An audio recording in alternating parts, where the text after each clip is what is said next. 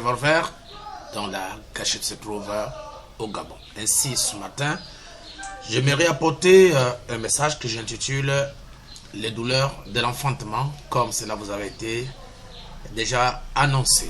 Nous allons lire la parole de Dieu ce matin dans deux chapitres, deux livres de la Bible. Nous prenons d'abord le livre de Jean. Jean chapitre 16. Et nous allons commencer la lecture à partir du verset 20. La Bible dit dans Jean chapitre 16, verset 20. Je crois que chacun de vous a sa Bible en main et nous allons commencer la lecture pour saisir exactement la pensée du Seigneur. Il est dit, pour une bonne compréhension, Jean chapitre 16 et nous allons commencer à partir du verset 20. Il est écrit. En vérité, je vous le dis. Vous pleurerez et vous vous lamenterez et le monde se réjouira. Vous serez dans la tristesse, mais votre tristesse se changera en joie. La femme, lorsqu'elle enfante, éprouve de la tristesse parce que son heure est venue. Mais lorsqu'elle a donné le jour à l'enfant, elle ne se souvient plus de la souffrance à cause de la joie qu'elle a de ce qu'un homme est né dans le monde.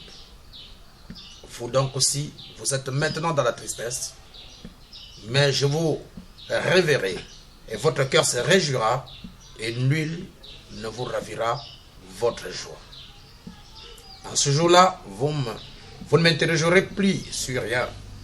En vérité, je vous le dis, ce que vous demanderez au Père, il vous le donnera en mon nom. Jusqu'à présent, vous n'avez rien demandé en mon nom. Demandez et vous recevrez, afin que votre joie soit parfaite. Amen. Dieu Tout-Puissant, Père éternel, le Prince de paix, le merveilleux, nous revenons encore ce matin devant Père Tout-Puissant, toi, et devant tes enfants qui sont réunis au travers du monde pour apporter ce message, pour édifier Seigneur Jésus-Christ notre Dieu, tous ceux qui sont Père Tout-Puissant dans le besoin. Seigneur, viens nous assister et sois une grande bénédiction pour ton peuple qui va écouter. Au nom du Seigneur Jésus-Christ, que ceux qui écouteraient ce message puissent être guéris, Seigneur. Que l'onction de la guérison se répande, que la puissance du Dieu très haut se répande, Seigneur. Et qu'il soit peut-être la réponse à toutes les attentes de tes enfants. Seigneur Jésus, guéris ceux qui ont le mot dans leur ventre, guéris ceux qui ont le mot dans leur tête, guéris ceux qui ont le mot, Père Tout-Puissant, sur leur dos, sur leurs pieds, sur tout leur corps. Je chasse ces esprits dans le tout-puissant nom du Seigneur Jésus-Christ notre Dieu. Tu es le grand médecin, envoie ton onction, envoie ta puissance, envoie l'esprit de visitation divine dans chacun de tes enfants. Qu'aucun esprit ne résiste, Seigneur Jésus. Élève notre foi pour que, Seigneur Dieu, nous soyons un avec toi, le Dieu Tout-Puissant. Au nom de Jésus-Christ. Amen. Amen. Si encore une fois de plus, pendant que nous sommes assis, j'aimerais aussi prendre quelque chose en rapport toujours avec l'expression de notre Seigneur Jésus-Christ dans Matthieu, dans Jean chapitre 16, verset 20, où nous venons de lire. J'aimerais prendre Matthieu chapitre 24 et je lirai à partir du premier verset et nous allons continuer notre sujet pour entrer dans notre leçon du jour, les douleurs de l'enfantement. Comme Jésus s'en allait au sortir du temple, ses disciples s'approchaient pour lui en faire remarquer les constructions. Mais il leur dit, voyez-vous tout cela? Je vous le dis en vérité, il ne restera pas ici pierre sur pierre qui ne soit renversé.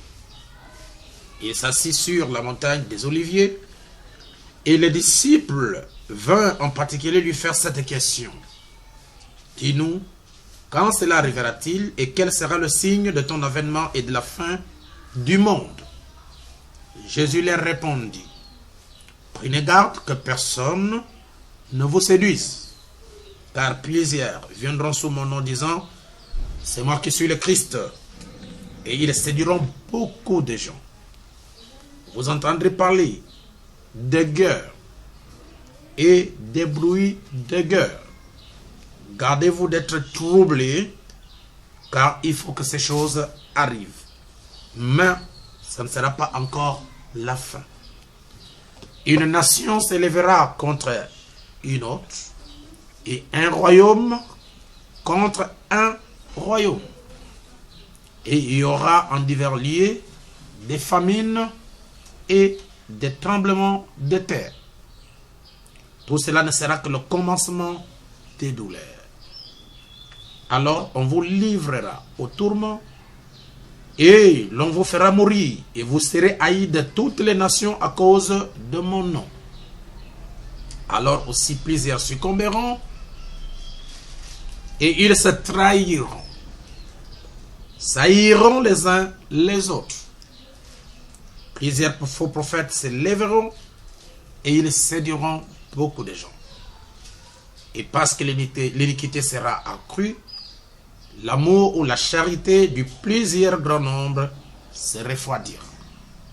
Mais celui qui persévérera jusqu'à la fin sera sauvé.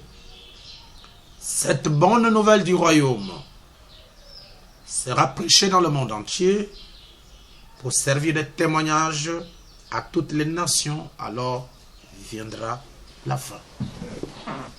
Merci et que Dieu bénisse sa chère parole. Hier, nous étions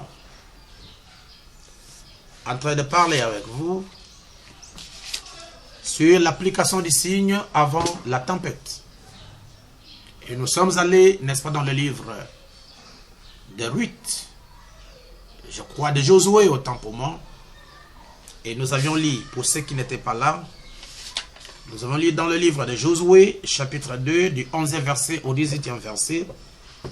Et nous avons lu aussi Amos, chapitre 3, verset 7, là où il est dit qu'aucun malheur ne peut arriver dans une ville sans que l'Éternel n'en soit l'auteur.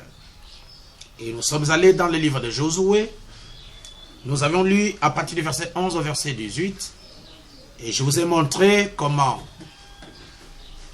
Josué, qui était le remplaçant, le successeur de Moïse, avait envoyé, n'est-ce pas, 2 espions à Jéricho, la ville de Rahab, la ville de Zaché, pour aller explorer le pays avant de conquérir la nation de Jéricho. Et je vous ai montré, chers frères, chères sœurs, chers amis qui me suivent, que lorsque les 2 espions sont arrivés là-bas, ils ont été accueillis par une femme prostituée. Et je vous ai fait remarquer que cette femme prostituée pensait que ces 2 espions venaient, n'est-ce pas, pour passer la nuit avec elle, pour coucher avec elle. Il a donné l'argent, mais c'était son jour de visitation. Et je vous ai fait remarquer, chers frères et sœurs, que cette femme a exercé l'hospitalité envers les 2 messagers. Et la Bible dit qu'en exerçant l'hospitalité, vous pouvez recevoir les anges sans les savoir. Et si nous allons dans l'Ancien Testament, nous voyons qu'Abraham avait exercé l'hospitalité en recevant les messagers qui ont accompagné Dieu dans Genèse 18. Et nous pouvons remarquer que le Seigneur qu'il avait visité Abraham avait, n'est-ce pas, donné à Abraham et Sarah un enfant qu'il cherchait depuis très longtemps. Et je vous ai montré aussi que lorsque les 2 espions ont reçu cet enfant, cette femme, ils ont rencontré cette femme. Cette femme était une fille de Dieu qui avait la sémence, malgré que elle vivait une mauvaise vie. Donc, la sémence qui était en elle ne pouvait pas répondre, n'est-ce pas, au message des âges passés, ne pouvait pas recevoir la lumière passée. Ce message, cette sémence qui était dans cette femme attendait le jour, afin que ce jour, la lumière du jour, puisse frapper la sémence de vie, en d'autres termes, la vie de Dieu qui était dans cette femme cachée, bien qu'elle était dans le péché, pour que cela puisse réagir. Elle a exercé l'hospitalité envers les deux messagers. Et la Bible nous enseigne que les deux messagers ont ordonné à Rahab de faire entrer dans sa maison son père, sa mère et ses parents. Et le prophète nous montre que Rahab suivait, n'est-ce pas, les bandes avant que les deux messagers n'arrivent. Lorsque les deux messagers sont arrivés, alors il leur apportait un message. Ils avaient besoin d'un homme physique, des hommes physiques. Elle avait besoin de quelqu'un qui était littéral, matériel, pour ajouter un plus dans ce qu'ils avaient écouté. C'est pour vous dire que les bandes sont très bien et nous ne refusons pas l'écoute des bandes. Mais il est aussi important que vous puissiez écouter les Éphésiens 4. J'aimerais dire les auxiliaires merveilleux qui répètent mot à mot ce que le messager de l'âge a dit. Pourquoi? Parce qu'étant monté au ciel, Dieu a donné les dons aux hommes, les uns comme apôtres, comme prophètes, comme docteurs, comme pasteurs, comme évangélistes, comme docteurs pour le perfectionnement des saints. En d'autres termes, avec les bancs de sel, vous n'arriverez pas à la perfection parce que il s'agit du ministère prophétique. Donc Dieu a ajouté en dehors du ministère prophétique, lui qui est l'auteur de l'inspiration et de la révélation de l'âge, la voie par laquelle Dieu passe pour nous enseigner. Dieu a ajouté les autres ministères pour qu'ils travaillent en collaboration. Lui entre dans la nuée, comme Moïse qui rentrait dans la nuée, quand il venait avec le message, il y avait, n'est-ce pas, son frère Aaron qui était là, qui pouvait interpréter les bégaiements, n'est-ce pas, de Moïse. En d'autres termes, ce que Moïse parlait, ce que Moïse disait, Aaron saisissait ça correctement et il pouvait interpréter au peuple. Je me redis à Pharaon ce qui signifiait les bégaiements, n'est-ce pas, de Moïse. C'est pour vous dire que Dieu, lorsqu'il envoie un messager avec un message pour un âge, il met toujours derrière ce messager un groupe des auxiliaires pour qu'ils puissent aller ensemble afin d'interpréter le message. Et j'aimerais vous dire encore quelque chose. Lorsque le messager est là avec le message de l'âge et il l'apporte, les auxiliaires, leur ministère n'a pas assez d'influence parce que le messager qui est l'auteur, qui est, n'est-ce pas, le réflecteur de la parole venant de Dieu est vivant. Vous allez être d'accord avec moi. Lorsque Eliezer est parti à la recherche de Rebecca, la Bible nous montre dans le livre de Genèse 24 que Eliezer est parti avec ses gens. Ces gens-là, ce sont les auxiliaires qui accompagnaient, n'est-ce pas, le messager qui était le porteur de la parole pour cet âge-là. Et je crois à l'écoute de bande. J'aimerais vous faire lire quelque chose parce que les gens sont en train de voler avec un seul L, mais avec les bandes. Vous devez voler avec les bandes et le ministère des auxiliaires de Malachie 4. Pourquoi? Parce que un seul doigt ne peut pas laver toute une figure. Nous avons besoin des autres doigts pour s'associer, n'est-ce pas, au gros doigt pour laver. La Bible dit, ce n'est pas que le pasteur Moussango est contre ceux qui écoutent des bandes, mais je vais vous dire que ce n'est pas suffisant. La bande, c'est la voix de Dieu en ces derniers jours. Et cette voix de Dieu doit être répétée par la bouche du messager. Et le messager lui-même, il nous a dit ceci dans la brochure avertissement puis jugement. Il nous a parlé des 5 ministères. Le prophète a expliqué les 5 ministères. Chaque rôle de chaque ministère, le prophète messager en a parlé. Et la Bible dit dans Apocalypse chapitre 1er, je lirai à partir du premier verset, la révélation de Jésus-Christ que Dieu lui a donnée pour montrer à ses serviteurs les choses qui doivent arriver bientôt. Et qu'il a fait connaître par l'envoi de son ange à son serviteur Jean, lequel a attesté la parole de Dieu et le témoignage de Jésus-Christ. La Bible dit, tout ce qu'il a vu. Heureux, celui qui lit. Vous voyez, on parle de celui qui lit Et vous n'allez pas ignorer que ce message que nous apportons est le message d'Élie.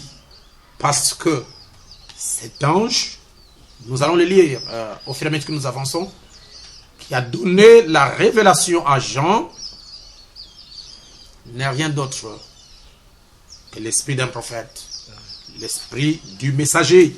Et le prophète dit que c'est l'esprit d'Élie. Et vous savez qu'est-ce que nous croyons là-dessus? C'est l'esprit d'Élie qui a opéré dans Frère Branham. Et la Bible dit, errer, c'est lui qui lit. Et ceux qui entendent, suivez bien, les paroles de la prophétie. La parole de la prophétie, c'est le message de l'heure. Ceux qui lisent, c'est lui qui lit et c'est lui qui entend les paroles de la prophétie et qui garde les choses qui sont écrites car le temps est proche.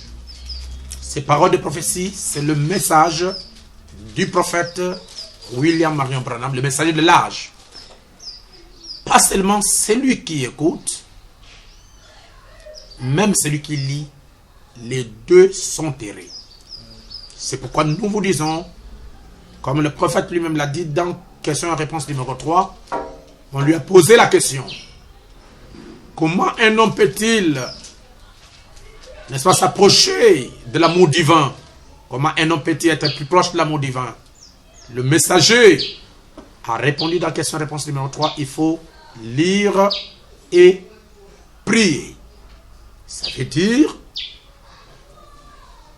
on peut lire et on peut aussi prier. N'est-ce pas? Et la Bible dit, comment peut-il envoyer, comment peut-on prêcher la parole s'il n'y a pas de gens qui les prêchent? Et comment les gens peuvent-ils prêcher s'ils ne sont pas envoyés? Et je voudrais vous dire, frère, que Joseph Branham, notre précieux frère, n'a jamais dit aux gens de rester à la maison et d'écouter les bandes. Parce que lui-même, il est prédicateur, il prêche la parole. Moi, je pense que c'est du prosélytisme que les gens veulent faire tout autour des bandes de Frère Branham. Vous voyez, quand le prophète William Branham était sur la terre, bien qu'il avait imposé le ministère de bande qui était mondial, que nous connaissons et nous croyons, mais le prophète Branham lui-même prêchait.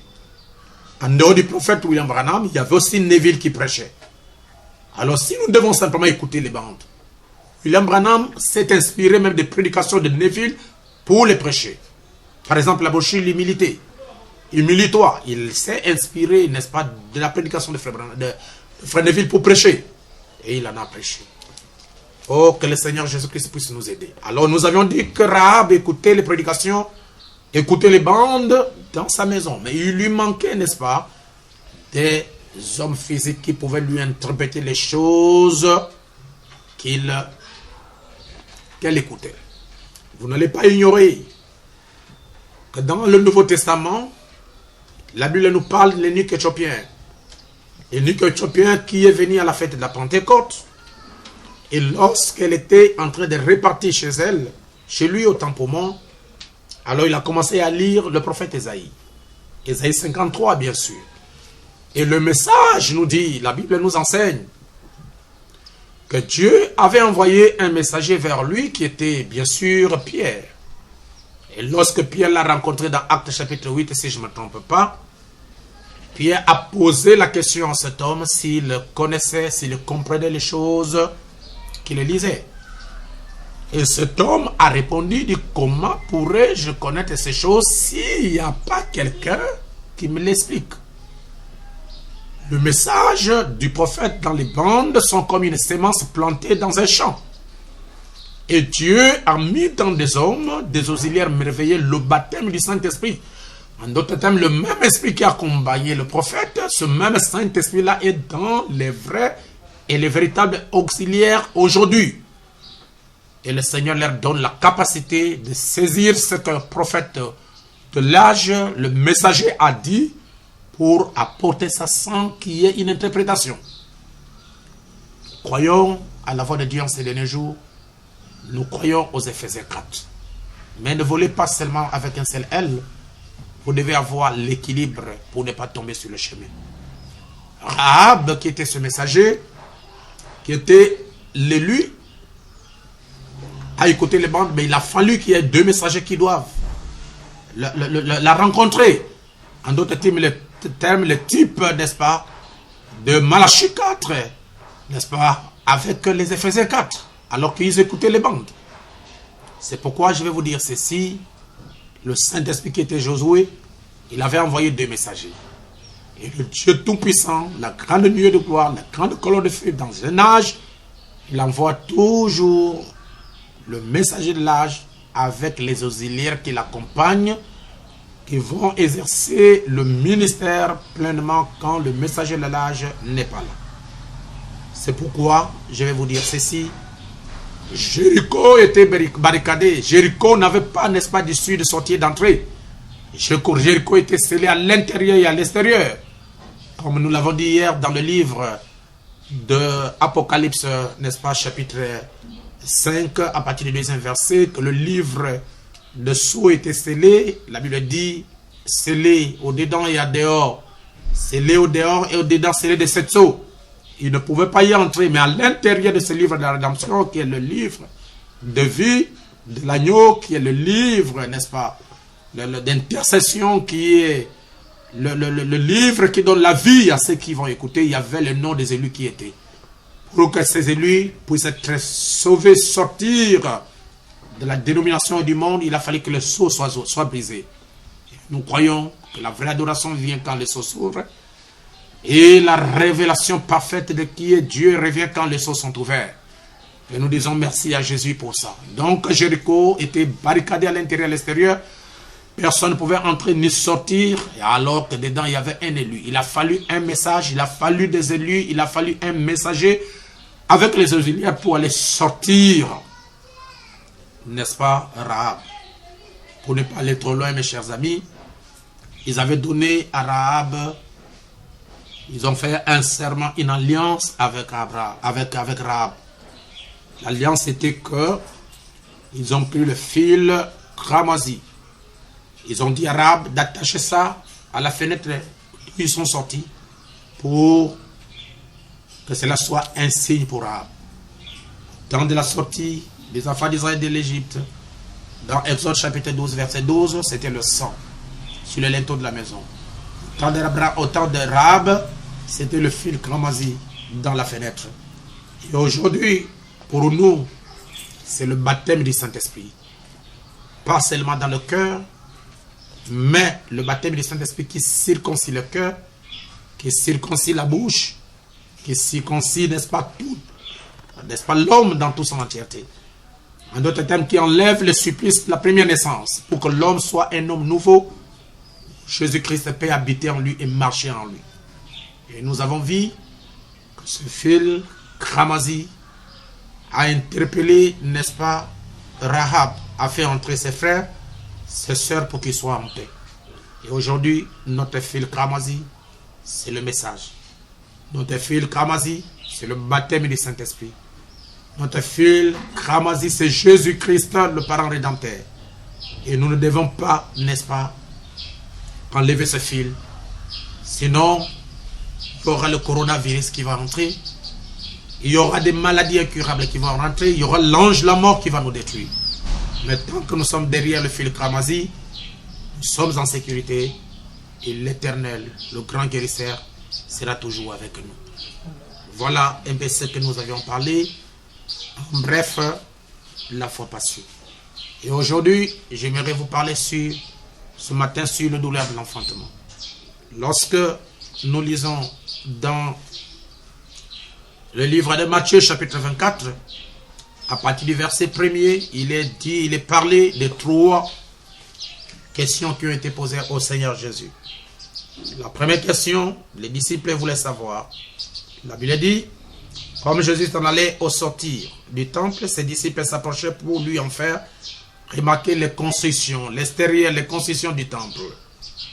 Mais il leur dit, Voyez-vous tout cela? Je vous le dis en vérité, il ne restera pas ici pierre sur pierre qui ne soit renversé. Jésus-Christ annonce la destruction du temple de Jérusalem. Il s'assit sur la montagne des Oliviers et les disciples vinrent en particulier lui faire cette question. Première question, dis-nous quand cela arrivera.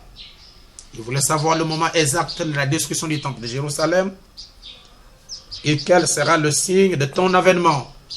Le signe de la venue du Seigneur. Et troisième question, et la fin du monde.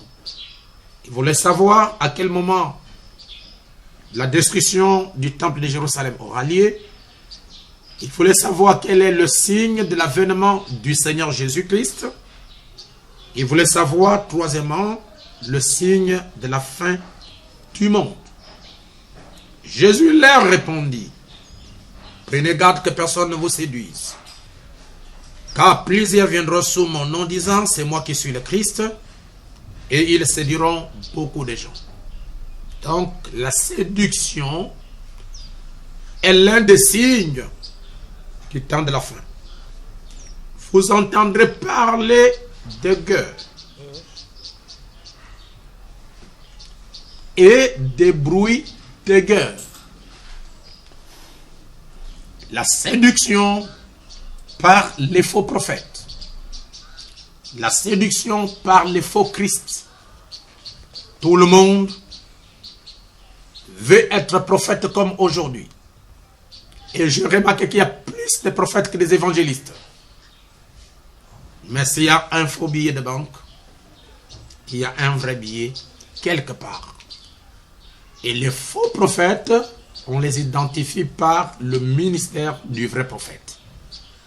Et on n'est pas prophète parce qu'on prophétise. Un prophète n'a pas pour caractéristique la prophétie.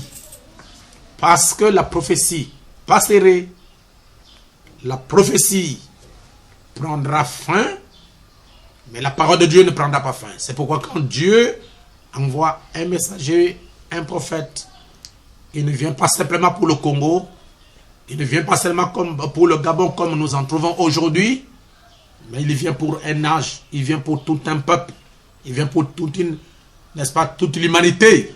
Et il a un message, et son message est l'ainsi dit le Seigneur. C'est pourquoi aujourd'hui, nous n'avons pas besoin, après l'apparition du coronavirus, il y aura des prophètes de la dernière saison qui diraient que Dieu, cette maladie-là, c'est Dieu qui voulait faire ça. Cette maladie-là, c'est comme ça, c'est comme ça qu'on fait. Venez avec l'argent, nous allons traiter cette maladie. Ça, ce sont les prophètes des malheurs.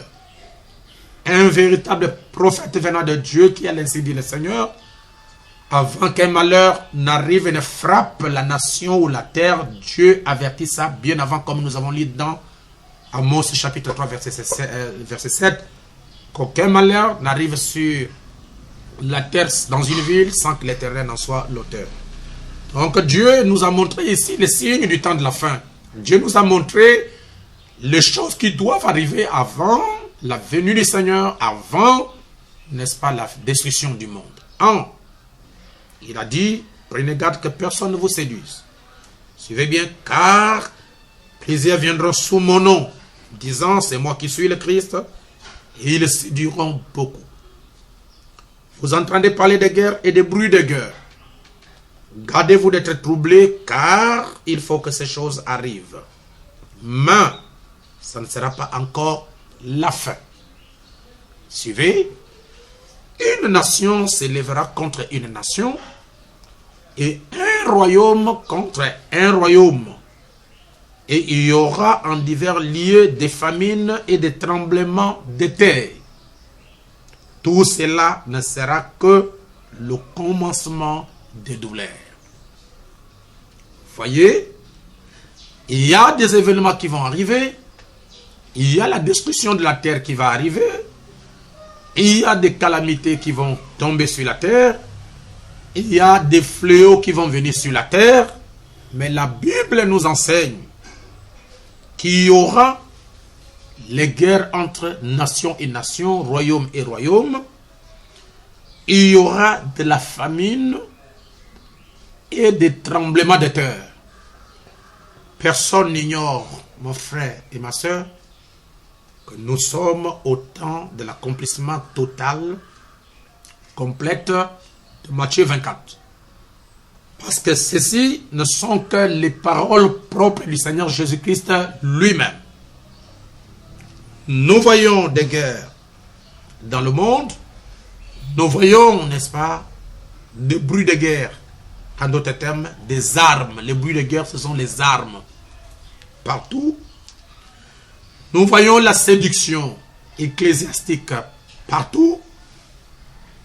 Nous voyons, n'est-ce pas, les gens qui se font même Christ, qui se font Dieu, qui prennent la place de Dieu, la place de Christ, comme l'Antéchrist. Vous savez très bien qu'il n'est rien d'autre que le faux prophète, qui n'est rien d'autre que l'Antéchrist, qui n'est rien d'autre que l'homme du péché. C'est lui dont la Bible parle dans Apocalypse chapitre 13, n'est-ce pas, à partir du verset 18. C'est lui. Et vous savez très bien qu'il est décrit clairement dans Apocalypse chapitre 17.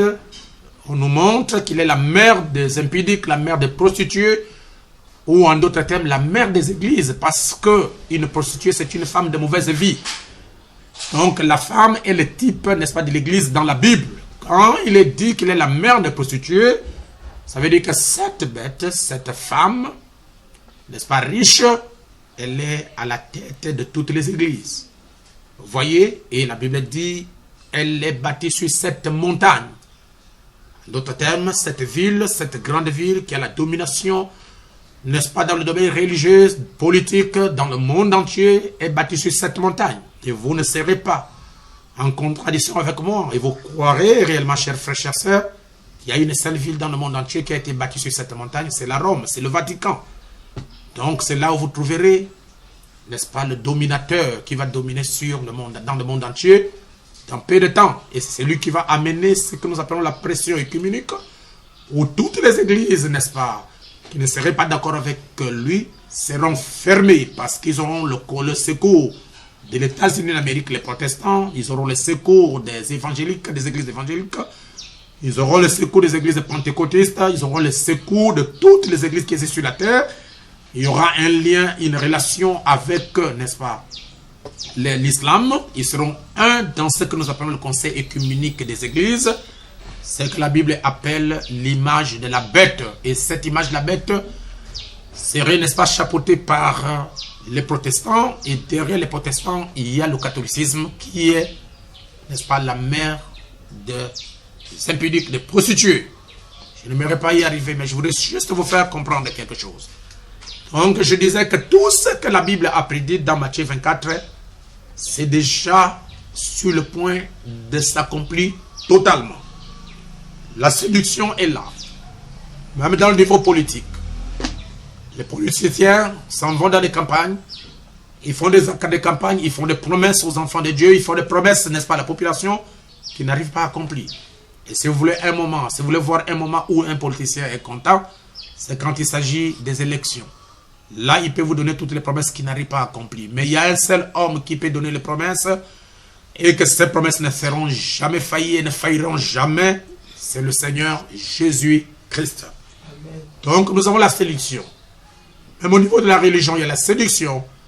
Il y a des gens qui prêchent pour prêcher. En d'autres termes, ils ne sont pas envoyés par Dieu pour faire un travail. Mais ils le font, n'est-ce pas, pour satisfaire la chair et pour satisfaire leur ventre. Je ne viens pas là-bas. Chacun connaît, n'est-ce pas, ce que le Seigneur l'a appelé à faire quand il l'a appelé au ministère. Il y a la séduction qui est déjà là. Nous avons les guerres partout dans le monde. Nous avons le bruit des guerres. Et la Bible dit, car il faut que ces choses arrivent, mais ce ne sera pas encore la fin. Une nation s'élèvera contre une nation. Nous voyons la Russie, n'est-ce pas, c'est avec la Syrie s'unir ensemble contre les nations de la terre. Et nous voyons l'Irak a été perturbé par les États-Unis d'Amérique. Nous voyons, n'est-ce pas, la Corée, et ainsi de suite. Il y a beaucoup de choses, qui se passent, qui sont vraiment en train de s'accomplir selon la prophétie du Seigneur Jésus-Christ. Et un royaume s'élève contre un royaume, et il y aura en divers lieux des famines. Nous en avons en Éthiopie partout, et des tremblements de terre. Il y en a partout. Los Angeles a été bousculé, il a été tremblé. Et nous avons l'Haïti qui a été, n'est-ce pas, bousculé par les tremblements de terre dernièrement. Ça, nous en avons en actualité tous les jours. Et la Bible dit ceci, tout cela ne sera que le commencement des douleurs. En d'autres termes, il y aura des moments difficiles qui arrivent, mais il y aura aussi des moments merveilleux qui arrivent. Avant que les moments merveilleux que le Seigneur a promis pour son église, pour son épouse n'arrivent, il doit y avoir toutes ces choses qui doivent arriver sur la terre. N'est-ce pas? Toutes ces choses-là, les guerres, le bruit de guerre, la faim, une nation qui s'élève contre une nation, un royaume contre un royaume, ce sont les douleurs de l'enfantement qui annoncent la naissance d'un royaume inébranlable. Ce royaume qui vient par la pierre de fête qui descend, n'est-ce pas, qui va briser l'écuménisme, qui va briser, n'est-ce pas, le conseil œcuménique, afin d'engendrer un nouveau royaume dont l'Église, l'épouse de Christ, vivra avec le Seigneur Jésus éternellement dans les jours futurs. Donc pour que le millénium soit installé, pour que le royaume, n'est-ce pas, le nouveau royaume que le Seigneur est allé nous préparer, soit installé, il faut que ce monde que nous habitons maintenant passe par des douleurs, passe par des tremblements, passe par la famine, passe par des guerres, afin que ces choses amènent la naissance d'un nouveau royaume. C'est pourquoi le Seigneur Jésus-Christ, notre Seigneur et notre Dieu, avait dit dans le livre de Jean, au chapitre 16, la Bible dit ceci. Jean chapitre 16, là où nous venons de lire, au verset, n'est-ce pas, Jean chapitre 16, verset 20. Jésus-Christ a dit à ses disciples, c'est juste le moment où le Seigneur est en train de partir, et il ne voulait pas que l'Église puisse avoir la confusion, n'est-ce pas, sur le Dieu qu'on doit adorer. Il n'y a pas deux dieux, ni trois. Parce que le Créateur est seul et il est unique. D'ailleurs, le premier commandement dit, écoutez, ô Israël, votre Dieu est unique. Or, lui, il n'y a pas un autre Dieu. La Bible nous enseigne, chers frères et sœurs, que c'est le seul et le seul vrai Dieu qui a créé les cieux et la terre. Il n'y en a pas deux. Il n'y a pas un Dieu le Père, un Dieu le Fils, un Dieu le Saint-Esprit. Sinon, trois dieux, il y aura trois personnalités différentes et nous serons des païens en adorant, n'est-ce pas, trois dieux. Il y a un seul Dieu et ce Dieu s'est manifesté dans la chair humaine pour sauver l'humanité. Et il s'appelle Emmanuel, le Seigneur Jésus-Christ. Dans l'Ancien Testament, il était sous la forme d'une grande lumière appelée la colonne de feu. Et dans le Nouveau Testament, Christ est venu par Marie dans la chair. Et le jour du baptême, Dieu de l'Ancien Testament est venu s'unir avec la chair, homme. Jésus-Christ est devenu Dieu. N'est-ce pas? Parce que ses origines, comme dit la Bible dans Michée chapitre 5, remontent aux temps anciens, au jour de l'éternité. Jésus-Christ n'est pas seulement un homme de temps, mais il est un Dieu éternel. Celui que nous adorons, à qui nous avons la rédemption et la plénitude de la joie, de la tranquillité, de la protection. C'est lui le Seigneur Jésus-Christ dont je suis en train de vous parler. Jésus a dit, en vérité, je vous le dis, vous pleurez et vous vous lamenterez et le monde se réjouira. Pourquoi? Parce que Jésus est en train de passer par les douleurs. Jésus-Christ va passer par le temps des épreuves. Il va passer par le temps des douleurs dans sa chair. Et la Bible dit, alors qu'il parle à ses disciples, vous pleurerez et vous vous lamenterez et le monde se réjouira. Pendant que les disciples vont pleurer, vont gémir de l'absence du Seigneur Jésus-Christ, mais le monde va se réjouir. Comme ils ont fait ça ce jour-là. Condamnez-les, qu'ils soient condamnés. La Bible dit, vous serez dans la tristesse. En d'autres termes, de remarquer que le Seigneur Jésus-Christ sera ôté du milieu d'eux. Mais, votre tristesse se changera en joie. En d'autres termes, il a fallu que le Seigneur Jésus-Christ passe par ses douleurs. Il a fallu que Jésus-Christ passe par cette souffrance, afin que cette souffrance se change en joie pour l'Église. La Bible dit, c'est Jésus qui parle au verset 21 de Jean 16. La femme, lorsqu'elle enfante, éprouve de la tristesse, parce que son heure est venue. Mais lorsqu'elle a donné le jour à l'enfant, elle ne se souvient plus de la souffrance à cause de la joie qu'elle a de ce qu'un homme est né dans le monde. Vous donc aussi, cette